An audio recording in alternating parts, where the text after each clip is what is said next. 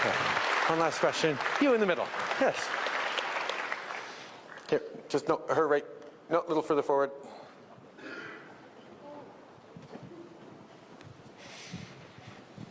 Assalamu alaikum and good evening, Mr. Prime Minister. Alaikum salam. And respectable ladies and gentlemen. My name is Bushra Mughal and I'm doing PhD Electrical Engineering from Lakehead University under supervision of Dr. Salama Ikki. I'm an international student and my home country is Pakistan. Mr. Prime Minister, I actually don't have any question today, but I need to say something. And I would like to thank you very much for your truly kind words, support and gesture of love and acceptance and respect towards all the Muslims around the world after New Zealand massacre.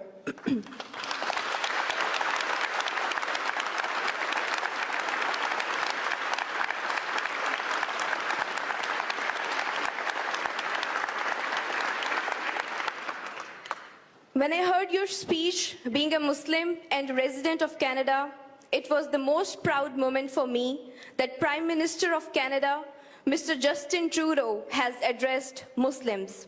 Undoubtedly, your words matter. They affect and they impact.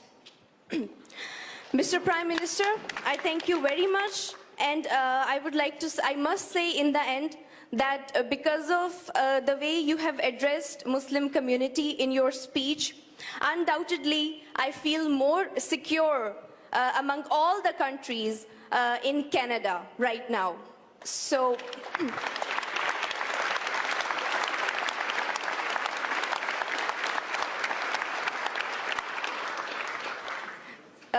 thank you very much, and I think this is the, I'm feeling extremely thankful that I have got this chance of saying this to you. And I think I would have never said this otherwise. I would have never thanked you like this, in this way. And my father, he is retired wing commander of Pakistan Air Force. And he has said me that I should deliver this message to you in behalf of him and our whole family and obviously whole Muslim community. Thank you very much. Thank you.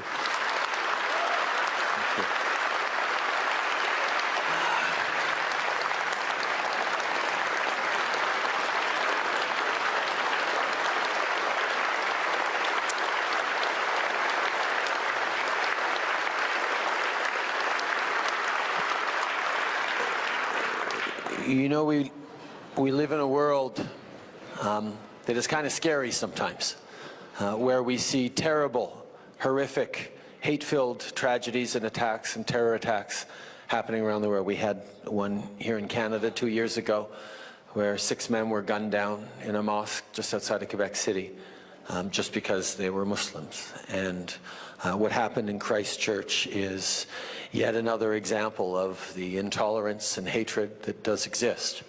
But at the same time, we know that those actions that we see and we reel at do not represent who we are, not just as Canadians, but as human beings.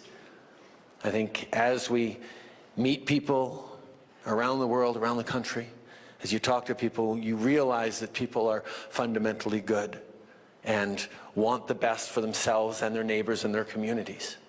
At the same time, we are in a time of transformation, of stress, of globalization, of economies changing, of people uncertain about their future, of tensions because of climate, because of resource depletion, because of economic gaps and knowledge and spread of information and misinformation and tools of hatred that are used on the internet in ways that we hadn't seen before, that can make a lot of people feel unsafe. But to see, whether it's a terrible house fire that killed 7 kids seven immigrant kids in Halifax a few months ago, or a terrible terrorist attack, or whatever tragedies hit different communities, to see the communities come together and be there for each other and learn to lean on each other and to support each other We are reminded that for every hateful tweet we see or every comment board that we shouldn't have looked at on the internet, Canadians and people all around the world want to live in a better, peaceful, more respectful, more open world.